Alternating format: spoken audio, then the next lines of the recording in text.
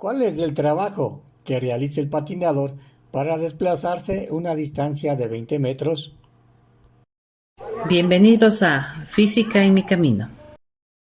La fuerza de impulso del patinador, por la ley de acción y reacción, es equivalente a tener una fuerza con la dirección y sentido que se muestra en la presentación.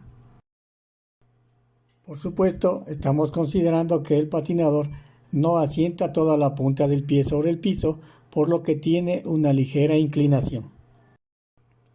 De forma más didáctica, podemos asumir que dicha fuerza se aplica sobre el conjunto patinador y patineta. Para responder la pregunta planteada, pongámonos datos de entrada, como los que se muestran.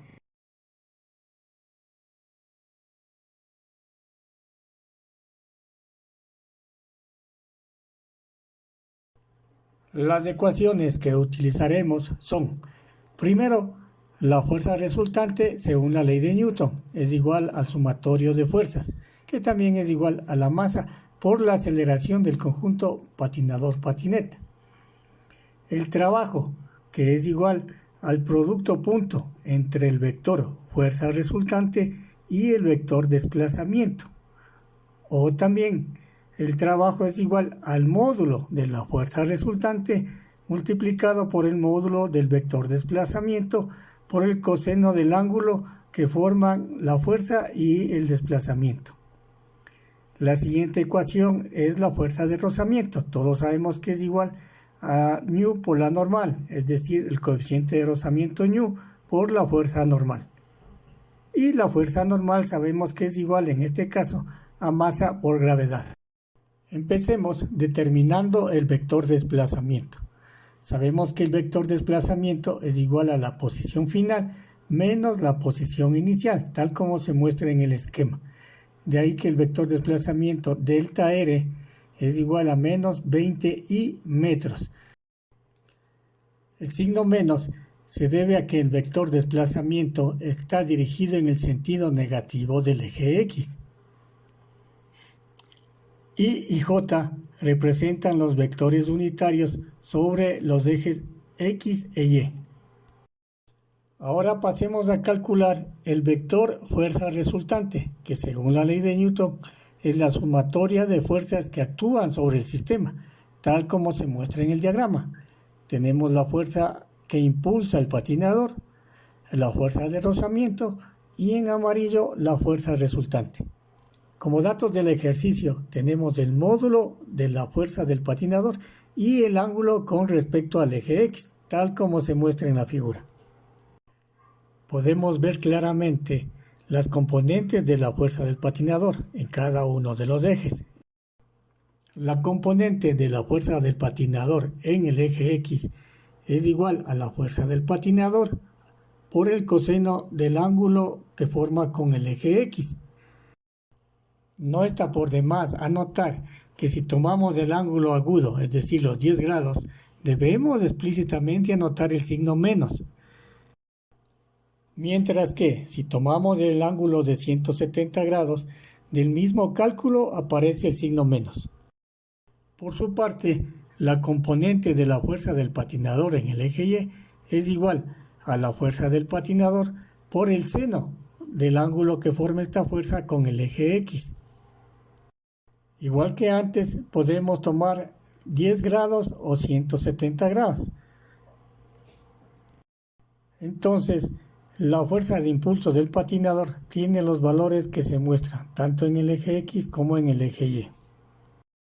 Ahora sí, pasemos a calcular la fuerza resultante, pero por facilidad hagámosle por separado en cada uno de los ejes. De ahí que no es necesario expresar en forma vectorial. Vamos a empezar en el eje Y. Sumatoria de fuerzas en el eje Y es igual a 0. Porque claro, el patinador no se desplaza en sentido vertical. Las fuerzas que actúan en el eje Y son el peso del patinador más la patineta, la fuerza normal, que es la fuerza de reacción, y la componente de la fuerza que ejerce el patinador en el eje Y. De esta manera hacemos la suma considerando los signos. La única variable desconocida es la normal, por lo que simplemente despejamos de la ecuación que se plantea de la sumatoria, reemplazamos los valores y podemos calcular la fuerza normal. A continuación, hagamos la sumatoria de fuerzas en el eje X para encontrar la fuerza resultante en el eje X. Como vemos en el esquema, las fuerzas que actúan en el eje X son la fuerza que impulsa el patinador y la fuerza de rozamiento. Reemplazamos valores, hacemos los cálculos y encontramos la componente de la fuerza resultante en el eje X, que es la que se muestra. Prácticamente la fuerza resultante es igual a la fuerza resultante en el eje X, no tiene componente en el eje Y, porque se desplaza en el eje X, no en el eje Y. Finalmente, podemos calcular el trabajo sobre el sistema, que es igual al producto punto entre la fuerza resultante y el vector desplazamiento. Reemplazamos valores, hacemos los cálculos y tenemos que el trabajo en este caso es igual a 2508,40 joules. Nos da el mismo resultado si aplicamos la ecuación trabajo es igual al módulo de la fuerza resultante multiplicado por el módulo del vector desplazamiento por el coseno del ángulo que forman los dos vectores, que en este caso es igual a 0 grados.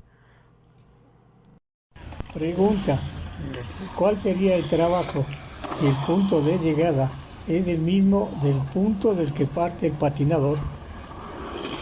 La respuesta es simple. Recordemos que el vector desplazamiento es igual a la posición final menos la posición inicial, es decir, en este caso 0 metros. De allí que el trabajo es igual a 0 joules. No importa que se esté dando las vueltas, si regresa al mismo punto, el trabajo es 0. De esta manera, construimos nuestro conocimiento. Si te gustó, haz clic en me gusta y compártelo con tus amigos. Para seguir aprendiendo física, suscríbete a tu canal.